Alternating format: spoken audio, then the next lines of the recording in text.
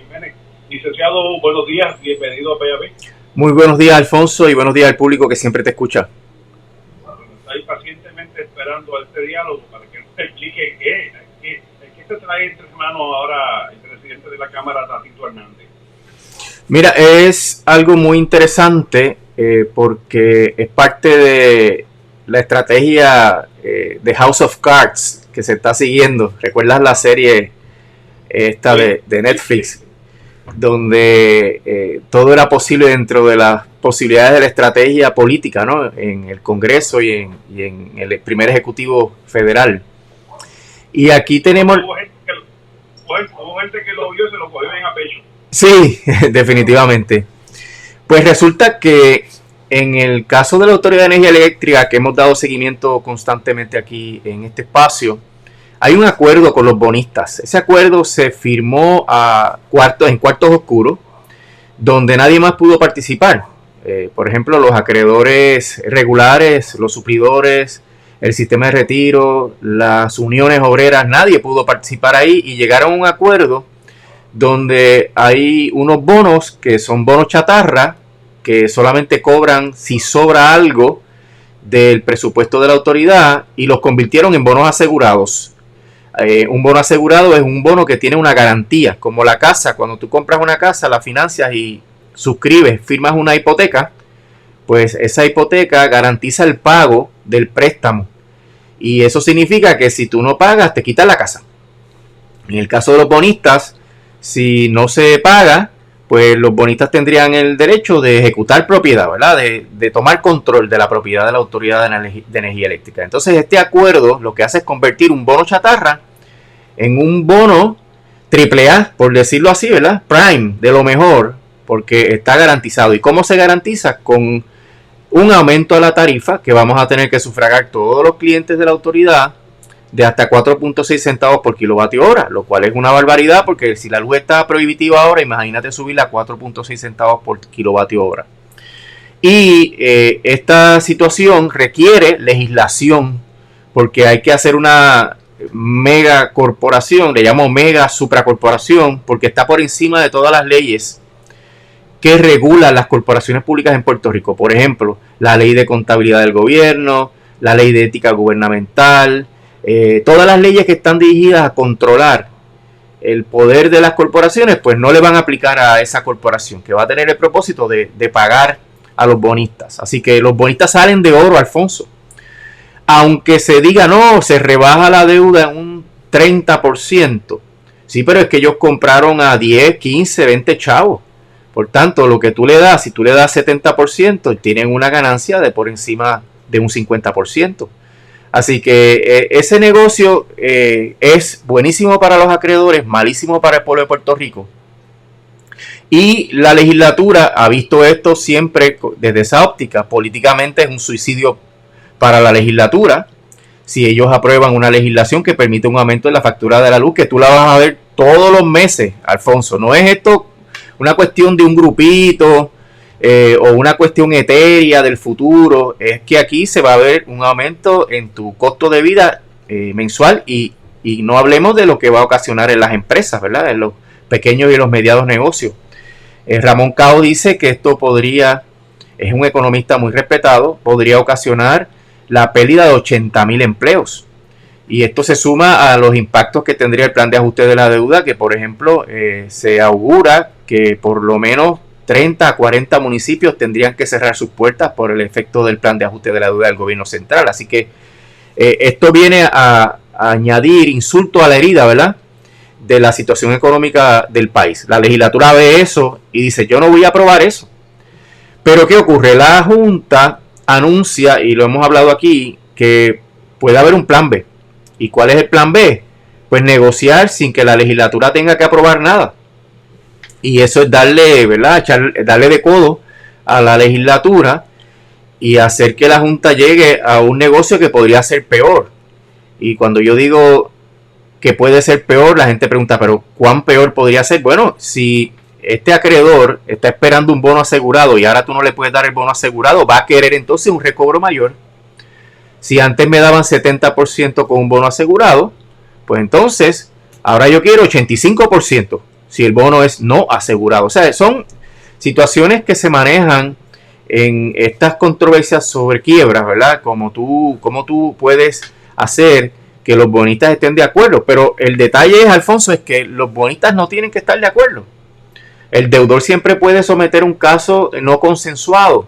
Va a haber más litigio, va a ser más difícil confirmarlo, pero con una sola clase que vote a favor.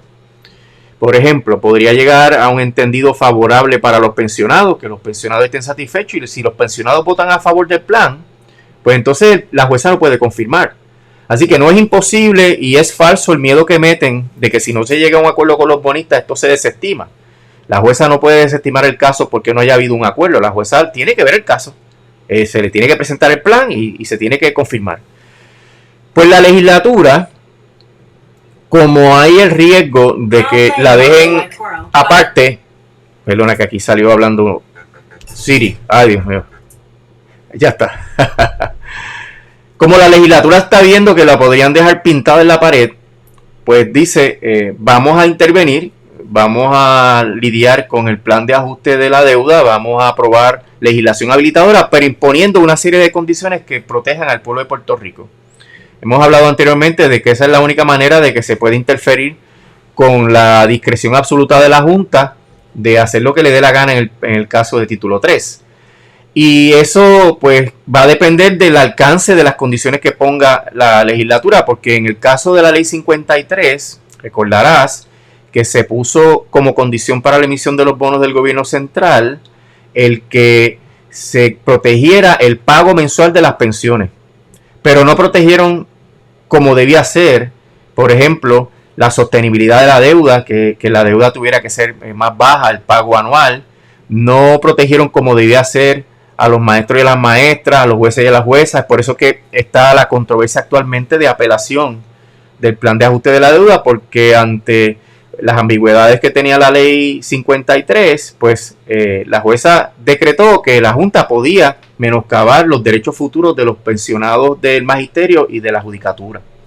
Así que la estrategia ya ha sido probada de que la legislatura puede poner condiciones, pero el detalle es hasta cuándo, hasta dónde van a llegar los legisladores para proteger al pueblo de Puerto Rico. Y hay unas condiciones que en el comunicado de prensa y en la conferencia de prensa se discutieron, que son importantes repasar. Pues hablan obviamente de proteger a los consumidores para que la tarifa no aumente a un número que sea incosteable, ¿verdad? Que eso es básico para poder tener alguna expectativa de crecimiento económico, tomando en cuenta de que si la economía se sigue deteriorando por el aumento de la energía, pues vas a tener un fracaso en el plan de ajuste del gobierno central, porque no vas a poder pagar el plan de ajuste que se acaba de confirmar y que está en apelación. Esto obviamente es vital, pero también es vital proteger el sistema de retiro de los empleados de la Autoridad de Energía Eléctrica. Es vital también proteger las políticas públicas sobre energías renovables, que de hecho hay unas discrepancias en las informaciones, Alfonso, que hay que llamar la atención. Hablan de dejar los combustibles fósiles, pero no hablan de energía renovable. Hablan de combustibles más limpios. Pero ¿cómo que combustibles más limpios? Si la política pública es moverse a la energía renovable, que la energía renovable no es un combustible. Así que hay unas situaciones ahí que me preocupan porque podrían indicar que esos legisladores quieran moverse hacia el gas natural, algo que sería un retroceso y un abandono de las políticas públicas de energía renovable. Así que exhorto, ¿verdad?, a todas las personas preocupadas por esta transición indispensable a la energía renovable que estén pendientes, porque podría ser una manera de meter gato por liebre, Alfonso. Vamos a abandonar el petróleo, pero vamos a usar un combustible más limpio, el gas natural, pero el gas natural no es renovable, así que está violando la ley.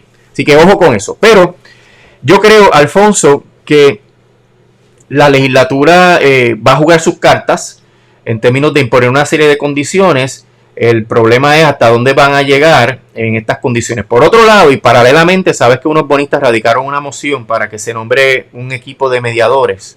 Mencionan específicamente a la jueza Hauser, para que, como no se puede aprobar la R6 porque no hay la legislación habilitadora, se negocie un plan B. A eso, el sistema de retiro de los empleados de la Autoridad de Energía Eléctrica y la UTIER respondieron que en la medida de que son parte indispensable en el proceso de la reestructuración, porque tienen prioridad, tienen sus créditos, Alfonso, tienen prioridad conforme al acuerdo de fideicomiso que dio base a los bonos. Por ende, como acreedores prioritarios, deben participar en cualquier proceso de mediación. Y hay que aclarar que la UTIER ni el sistema de retiro apoyan el nombramiento de un mediador, no asumen postura sobre eso, porque hay algunos políticos que están diciendo que la UTIER y el sistema de retiro apoyaron esa moción de los acreedores de bonos. Falso, eso es falso. Dijeron, no apoyamos. No obstante, si la jueza nombra un nuevo equipo de mediación para establecer un plan B en la negociación con los bonistas, tenemos derecho como principales acreedores de la autoridad a participar para que no dejen afuera a esos dos organismos que son tan importantes en el proceso de reestructuración de la autoridad. Así que es una postura de que si se nombrara, se debe participar. Y de hecho, también Assured, que es una aseguradora de bonos, que firmó el acuerdo después de los acreedores de bonos originales, pues también radicó una moción en ese sentido, para que no se queden allá afuera. Así que los bonistas que estaban pidiendo la negociación nueva, pues van a tener que lidiar con el hecho de que hay otros acreedores que tienen derecho a participar. Y de hecho la Junta, en su comparecencia sobre el tema de esa moción, dijo que entendía que todos los interesados y acreedores debían participar.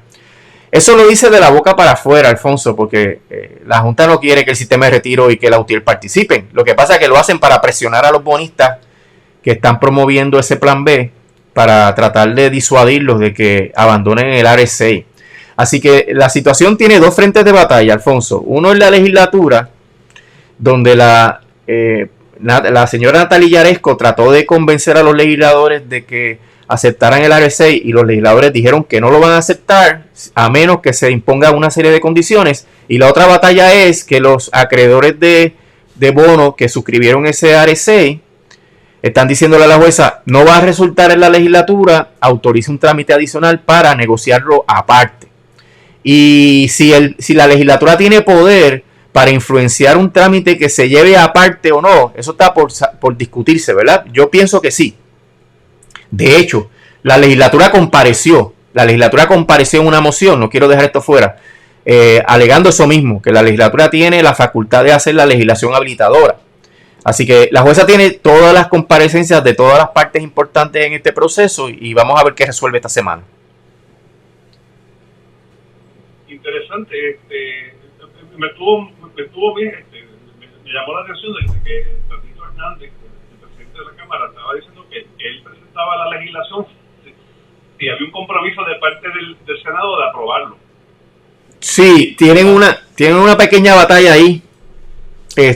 Hubo muchas pullas que tiraron en la conferencia de prensa al Senado, en términos de que el Senado nunca está de acuerdo con nada de lo que ellos plantean.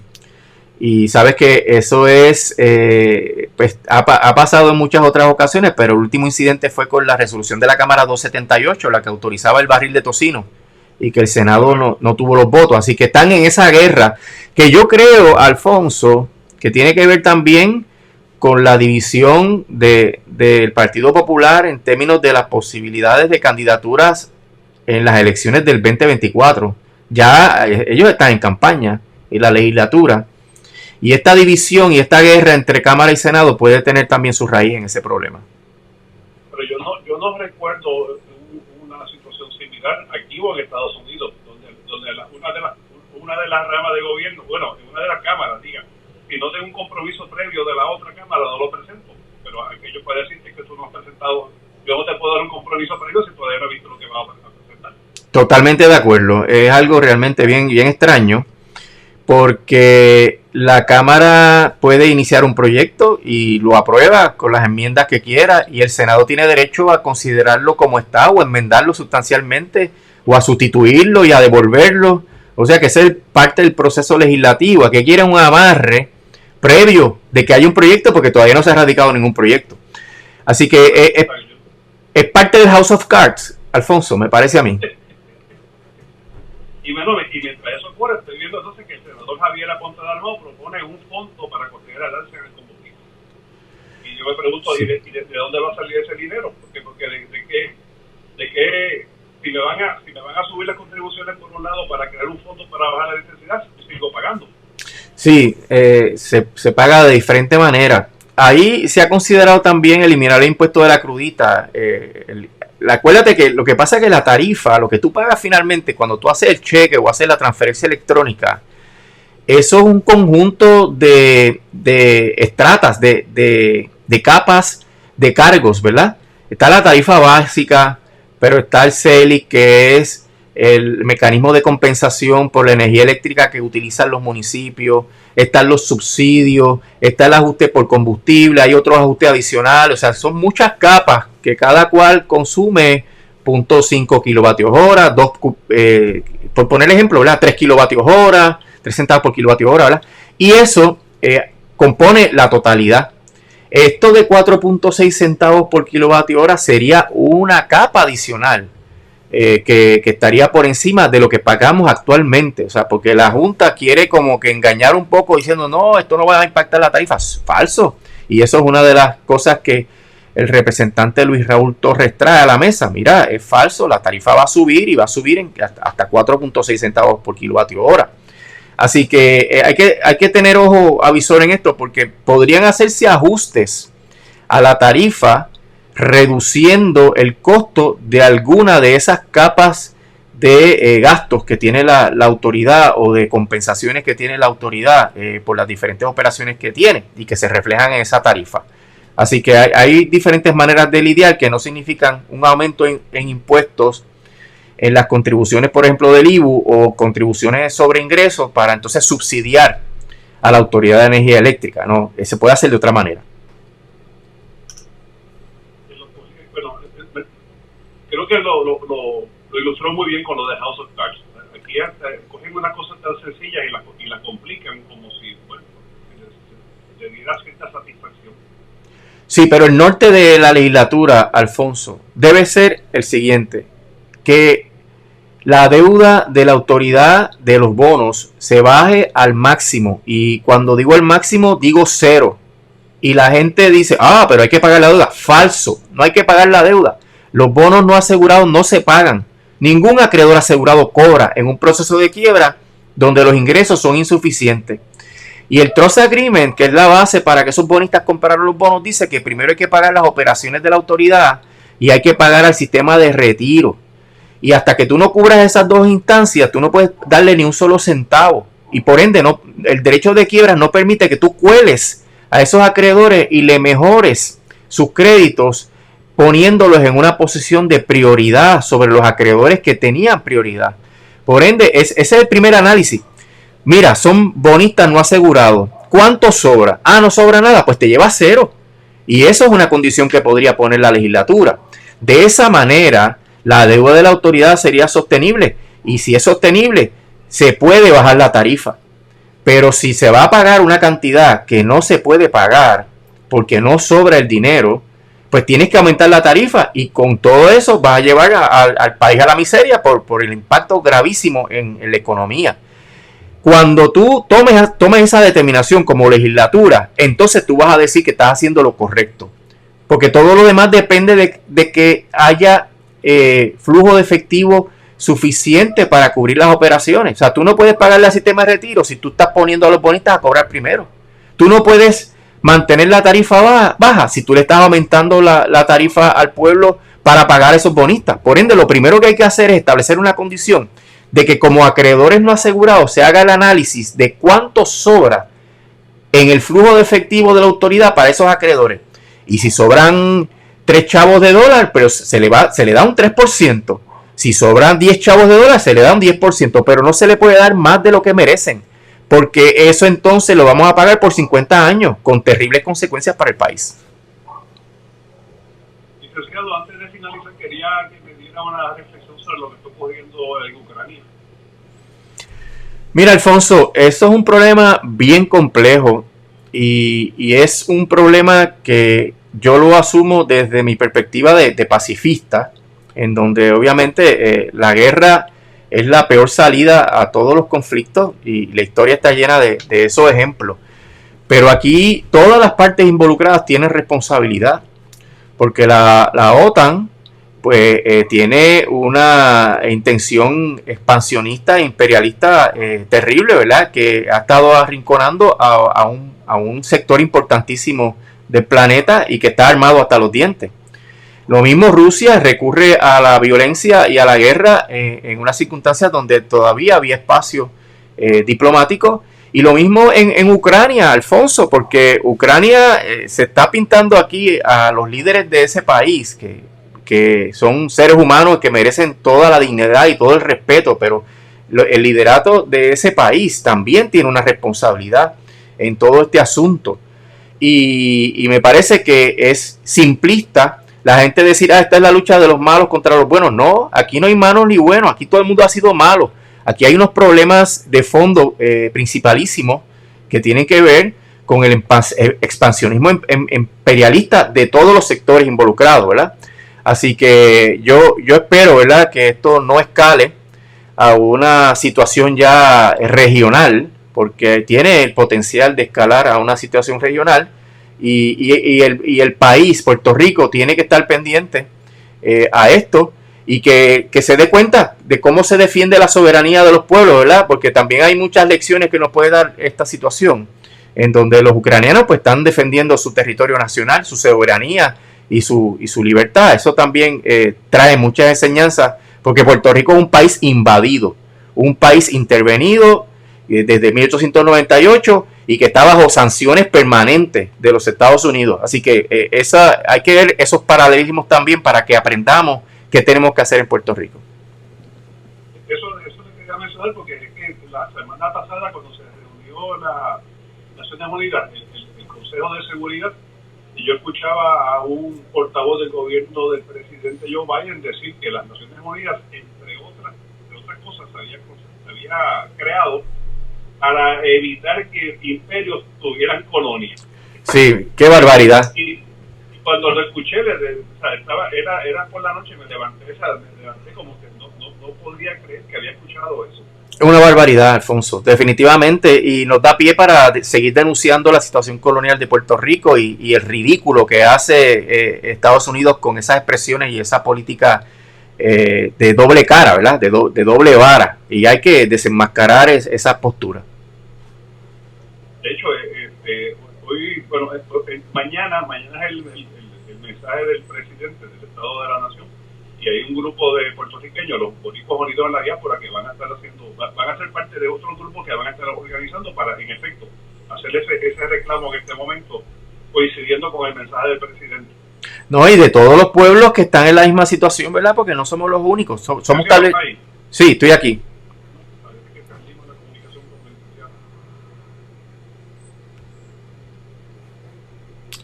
Bueno, pues se cayó la llamada. Termino aquí.